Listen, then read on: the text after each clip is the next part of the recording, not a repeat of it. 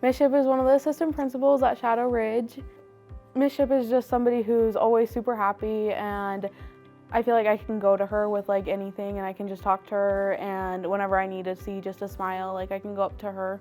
I'm a freshman here, so it's like I came in, and as I came in, she was the first person I met actually, and she made me feel welcomed. Throughout my whole entire elementary and middle school year, I always went to a private school, so I was new coming into the school, and she made me feel comfortable. Miss Shipp's always been like a constant in the school, and like she's always been there to be able to support us, and she really does do it all for the kids, and you can tell like when you're just talking to her, you could see that she does love the kids and that she's here for them. Miss Shipp is such a kind-hearted person that's always caring. She is also there for us for support, whether it's emotional or with school. The backbone of the school, she's just the face of the school. Knowing that she cares makes me more motivated to come to school every day. Even just to come see her face. Also, I get snacks at her room all the time. So that's good also, but it makes me feel good. Miss Shipp, congratulations on being named the Assistant Principal of the Year.